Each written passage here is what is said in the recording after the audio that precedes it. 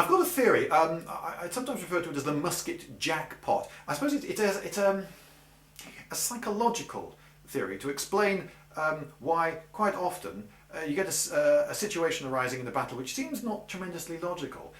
We read from history books that there were times when you had men with quite often slow loading firearms, muskets and so forth, and they're loading their musket and they're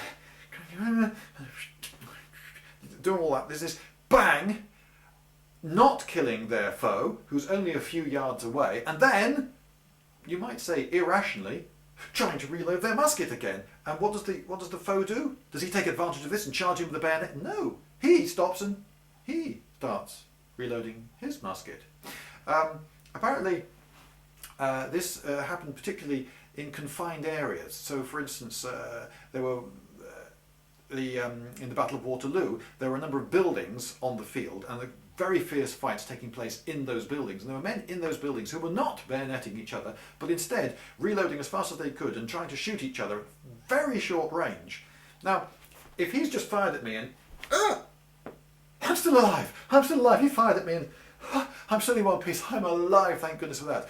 Oh, he's now reloading. Oh, well, I'll run over to him and bayonet him then. They didn't do this. Instead, they would try to shoot them and reload after each failure. Why? Well, here's the theory. Getting involved in a bayonet fight is something that you really want to avoid if you possibly can.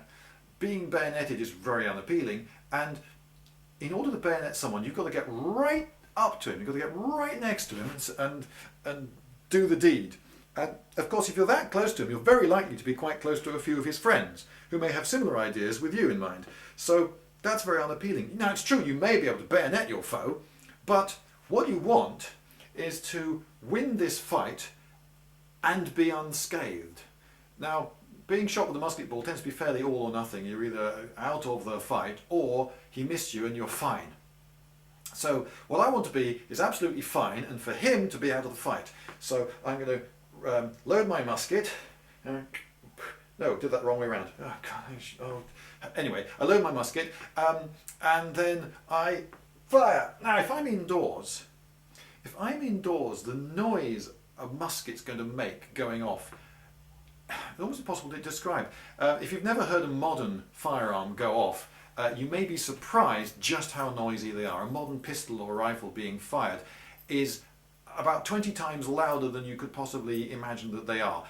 When you're watching a film, the noise they make, the bangs you hear in films, is just nothing close to the sound of an actual firearm being discharged.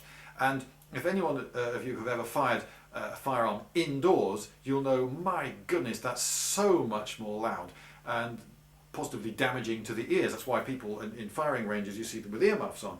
Well, muskets are much louder and they spew out a very large amount of smoke. So if you're in the confined area of a building and someone fires at you, you're probably deaf and blind.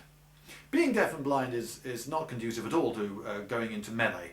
Charging forwards blindly and deftly with a bayonet in the hope of bayoneting all your foes and seeing them off, nah, that doesn't sound too convincing, does it? But maybe if you just make a whacking great big noise in their direction and make them all deaf and blind, they'll run away, and them all running away that's really appealing. So let's hope this scares them off. Bang! Oh, they're still there. Okay, do I want to charge in? I don't really know who's there, how many of them there are. I don't have any armour, I don't have any shield. No, I'm going to... the training kicks in. What you do is you load, you fire, you load, you fire. That's what I was trained to do. That's what I'm going to do. I reckon it's all psychological. People don't get in with the bayonet because of what's happening upstairs. They want to win the jackpot. If I shoot him, I'm 100% okay and he's defeated. If I go in with the bayonet, yes, I might win, but there's a very, very hefty chance that I'll win but be so savagely wounded that I might die anyway. Unappealing.